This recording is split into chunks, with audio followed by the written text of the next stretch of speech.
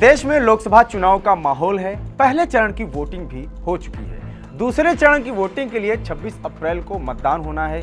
BJP ने इस बार केरल से अब्दुल सलाम और पश्चिम बंगाल से सौमित्र खान को लोकसभा का टिकट दिया है। देश में जब भी कोई चुनाव होता है तो बीजेपी ही नहीं, अन्य पार्टियों पर भी ये नजर होती है कि उन्होंने कितने मुस्लिम उम्मीदवार उतारे हैं। संसद में एक बार स्मृति ईरानी ने कहा था, 2011 की जनगणना के अनुसार मुस्लिम आबादी 17.2 करोड़ थी।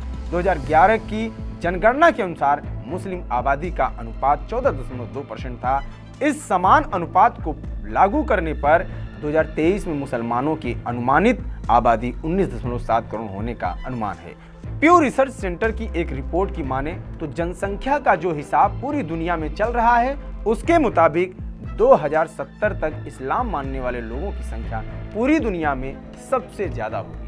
साथ ही 2050 तक पूरी दुनिया में भारत में सबसे ज्यादा मुसलमान होंगे। ये मुसलमानों की आबादी का ताना बाना है। अक्सर बात होती है कि भारत में जितने मुसलमान हैं उस हिसाब से संसद में इनकी संख्या 82 के आसपास होनी चाहिए थी, लेकिन ऐसा नहीं है। बीजेपी ने इस बार अब तक 2 मुस्लिम उम्मीदवार उतारे हैं, केरल से अब्दुल सलाम और पश्चिम बंगाल से सौमित्र खान।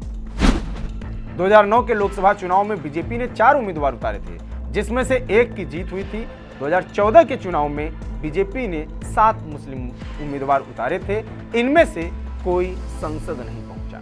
फिर आया 2019 के लोकसभा चुनाव में बीजेपी ने मुस्लिम उम्मीदवारों की संख्या 6 रखी। इस बार किसी भी उम्मीदवार की जीत नहीं हुई।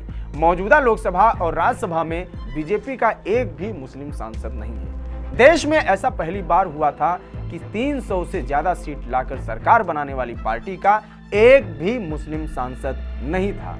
यूपी में बीजेपी ने 2014 में 71 सीटें जीती थी। यूपी में मुसलमानों की अनुमानित आबादी 19% है, लेकिन कोई भी मुस्लिम सांसद नहीं था।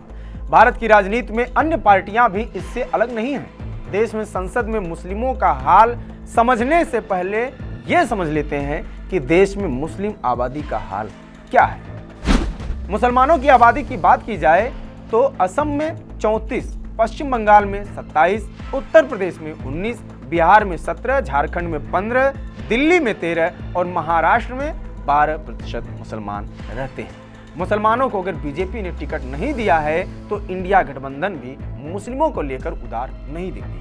इंडिया गठबंधन ने उन्हीं सीट पर मुस्लिमों को टिकट दिया है जिस सीट पर मुसलमानों की आबादी 30% से ज्यादा है। दिल्ली, झारखंड, गुजरात, महाराष्ट्र, मध्य प्रदेश जैसे बड़े राज्यों में इंडिया गठबंधन ने मुसलमानों को टिकट नहीं दिया है। लोकसभा में पहुंचने वाले सांसदों के आंकड़ों को देखकर समझ में आता है कि एनडीए हो या कांग्रेस पार्टी, इनके नेतृत्व वाली गठबंधन वो क्यों मुसलमानों को टिकट देने से बचते हैं। 2004 में 34 मुस्लिम लोकसभा जीतकर संसद पहुंचे थे। 2009 में यह आंकड़ा 30 था।